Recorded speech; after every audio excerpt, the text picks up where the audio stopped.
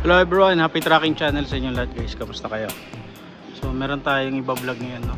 12-wheeler na bumper light, no? Euro 4 na yan, no? New face. Kita nyo, color blue, chrome siya, oh.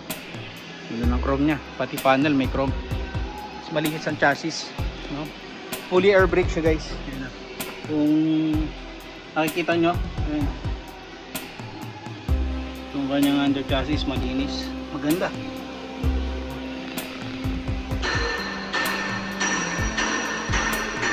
Ayos.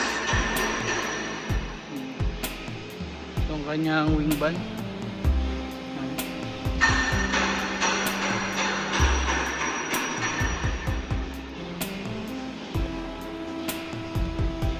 So mga naghahanap ng 6UZ1 bumper light, 12-wheeler, airbag. Yan. So as is po yan, no? What you see is what you get sa mga truck dito sa Subic. So guys, yun regarding do sa mga ASIS, syempre may mga limited din mga kaya nilang ibigay sa inyo, especially sa mga accessories or sa mga minor niya na mga problema, no? Kung ano kasi yung last mga napag-usapan, yun na yung mga susundin. Yan yung may mga pakiusap kayo na ay dapat si ganito napalitan. So hindi rin kasi alam ni dealer yun guys, no? May mga damage siya na maliliit lang. Yun nga lang guys, kaya nga 'di ba, merong mga job order nagkakapirmahan. Like example sa mga ganito, pag mga punit na, ayun, kung kaya naman ibigay ni dealer, bibigay niya sa inyo. Pero hindi niya kaya sa inyo ibigay, hindi niya talaga may ibibigay sa inyo. Ano kung magdadagdag pa siya dun ng presyo. Kaya dapat sa una pa lang, ano, pinag-uusapan na.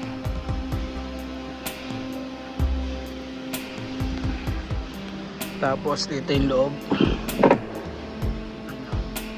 So, i-start natin. Manual transmission. As is condition. Chrome yung kanyang side mirror. Color blue. Pwede nyo papalitan ng color to.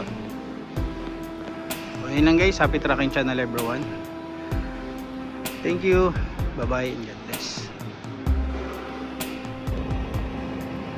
So ito nga guys, no, i-start natin, meron siyang 265,000, no? 56 mileage and manual transmission. Itong kanyang loob guys, no, konting detailing pa yan.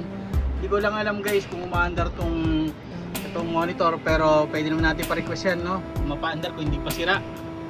So manual transmission siya guys. Ayan, new arrival siya. Tapos yun, tingnan natin ang kanyang performance guys, no, maganda-ganda din ba ang kanyang bomba.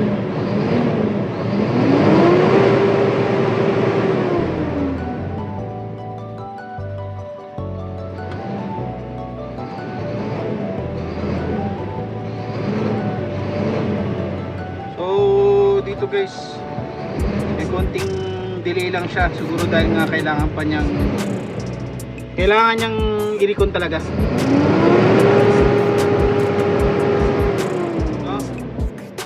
Pwede pa rin naman, no? Para sa akin naman okay pa siya, no? Basta wag lang siya ano, yung hanggang dito lang, eh pangit na yun. Halos nagre-red line na rin naman,